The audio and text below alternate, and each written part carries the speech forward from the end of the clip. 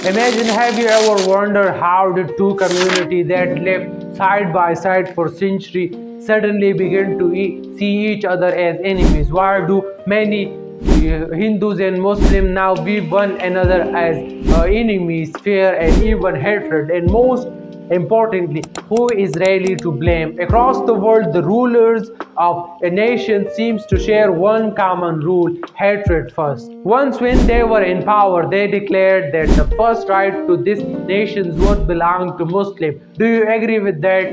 Hatred is the most dangerous weapon known to mankind. It laid the foundation for two worlds war. It is the most hatred that opinion used to gain the votes of the public. This same hatred had divided people, created millions, and justified endless violence. And it was his hatred that led to the partition of Indian subcontinent, the event that changed the fate of millions forever. I want you to think about a question for a second. It's a question that has shaped the destiny of an entire subcontinent, a question that has decided election, and a question that for many is a matter of life and death. Why do Hindus and Muslims seem to hate each other? If you look at the news, the answer seems obvious. They just do. It's ancient religion and it's right. What if I told you that is a lie? What if the story we have been told is carefully constructed narrative designed to keep us divided? The truth is, for centuries, Hindus and Muslims did not just live next to each other, they lived with each other. They built a shared culture, shared language, and shared life. So, what happened? Think about it. Hindus and Muslims in the Indian subcontinent shared food, festival, language, market. Yet today, in many places, the relationship is strained. What changed? Politics, media, history are rare how history is told. At midnight between the 13th and 14th of August 1947, a new dawn of freedom rose. Pakistan achieved independence from India on 14th August 1947. We celebrate that day with pride and passion, and rightly so, because it reminds us that after sacrificing the hundred and thousand of lives, we earned this freedom. But freedom also brought responsibility to protect this nature with sincerity and honesty. Yet today, Pakistan is far from the dream of Quaid-e-Azam Muhammad Ali Jinnah. Pakistan was found in a state of chaos, confusion. This newly born country had to start small, step by step to build progress. But if we study history carefully, we see that even our earliest official lacked vision of the first step. When the first brick of the nation is laid incorrectly, every structure built upon it eventually cracks, or perhaps have already begun to crumble. To understand the present, we need to know the past. In the early centuries of Hindu, to understand the present, we need to know the past. In the early centuries, Muslim present in the subcontinent, Hindus and Muslims often coexist. There was cultural fusion in art, literature, and language. Muslim rule built amazing monuments, but also draw a local Hindus one. The language of Urdu emerged as a blend of Persian, Arabic, and local Indian dialects. For many decades, the narrative isn't purely conflict, it was shaped festival, cultural shaped spaces. Then come colonialism. The British adopted a divide and rule policy, emphasizing identities, turning people into religious categories rather than citizens or subjects. So through religion existed, and yes, there was tension even before the British rule. The board picture was one of the shaped identity across faith boundaries, and when we remove that, we simply into Hindu versus Muslim, which is about many narratives do. It's important to do the fault line wasn't always rigid as today's label suggests. After the 1980s, we witnessed a terrifying rise of Hindu nationalism in India. Violence against Muslim hallmark of Indian politics. Many in Pakistan saw this and felt relief. It's good that we separate from them, but don't even focus on to ask painful questions. What is real reason behind Hindu-Muslim hatred? Now let's move to one of the most pivotal turning point, the partition of 1947. Here are some striking numbers. Historians estimated that between 14 million to 17 million people were uprooted. Some estimated pace death tolls at 1 million or more. What happened? Suddenly people were forced to leave centuries, ancestral homes across borders, sometimes with horrifying violence. Family shattered, trust broken, generation broken into trauma. What does that do mentally, socially? It registers a scar. It says I had to feel because of someone of another faith, or someone of another faith killed or wronged many people. These narratives pass down. They rape memory, they sharp identity. A survey found that nearly half of Muslims in India said that the partition turned cruel relations with Hindus. Pew Research Center political leader used fear. You will be unsafe unless you are among your own. The other side is the threat. That kind of narrative sticks.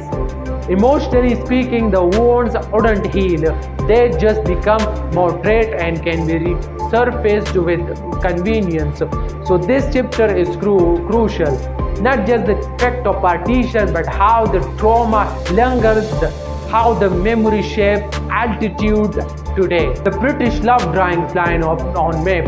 They have already done this after World War I when they divide the Middle East. In 1947 they did it again, this time with India. But when did they need to spread hatred? Because in the 1857 War of Independence, the British suffered a shocking defeat. Muslims and Hindus united against them. It was the first major in which both communities fought together. For the British, such unity was unexpected, and they wanted to ensure that never happened again. They implemented the divide and rule policy. The culture of tolerance between communities began to vanish. Funeral landlords, many of those still dominate Pakistan politics today, were rewarded with wealth and titles for support the British and suppressing the local population. Okay, move on. Politics, because hatred rarely stays purely personal. It becomes public when politics exploits it. In many places, potential parties have used religion identity to demoralize votes. They say, we are Hindu, they are Muslim, or vice versa. They use slogans, rally speeches to stir up us versus them. In India, for example, there is a growing concern about the Muslims. Some data show that India's 200 million Muslims face discrimination in employment, education, and are victims of cruel violence.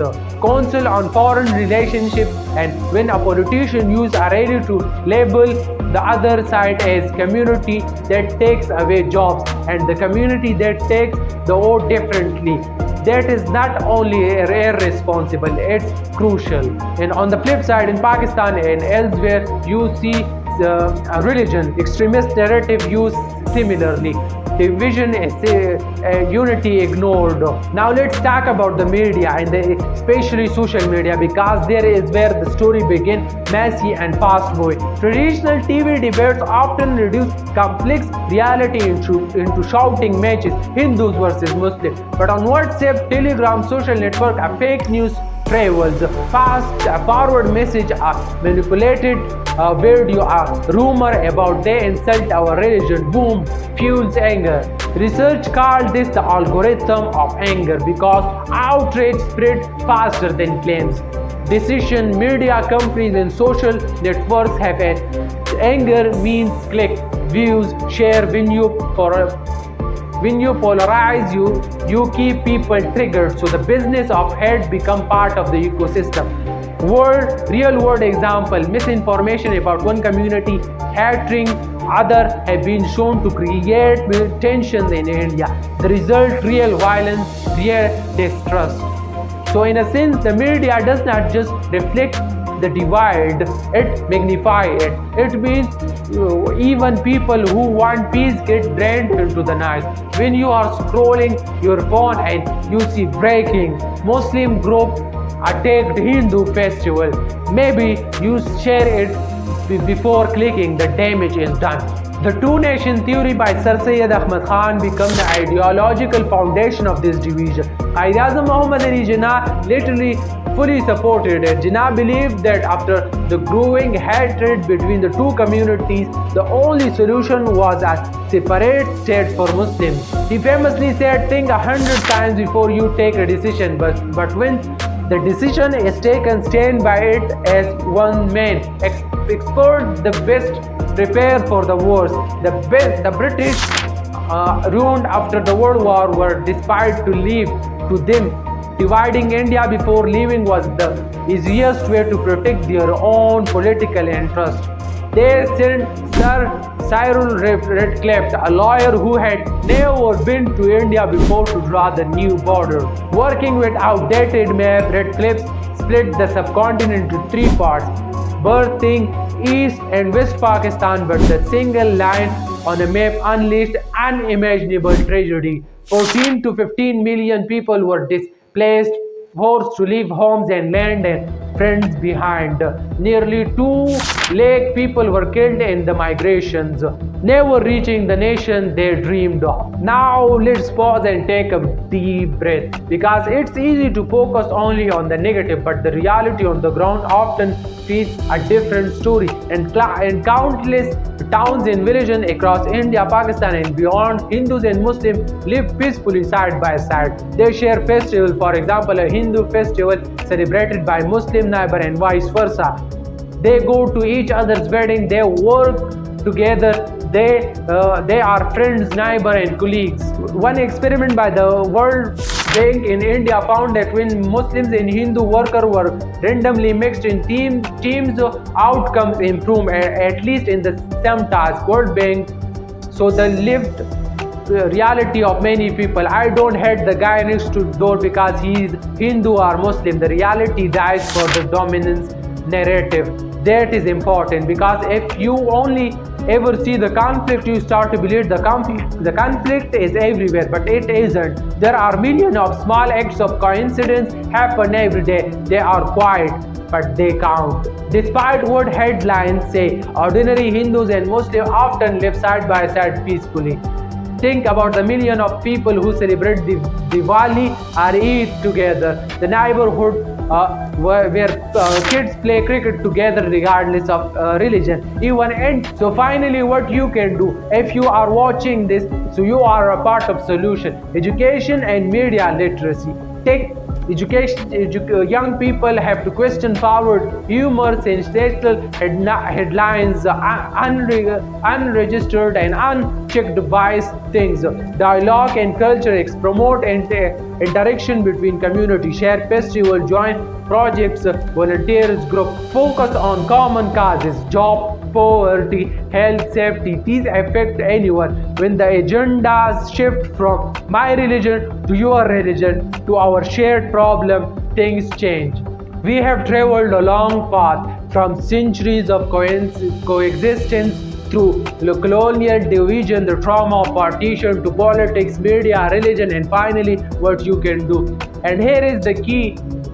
The real enemy isn't Hindu, it isn't Muslim. The real enemy is ignorance, manipulation, hate politics, and the idea that divide us. Remember this line, I will leave you. Religion does not divide you, people divide religion. Unity isn't a luxury, it's a choice, and each one of us is how we think, talk, act, share the responsibility. If you found this video valuable, please like, share and subscribe for more videos. Thank you. See you in the next one.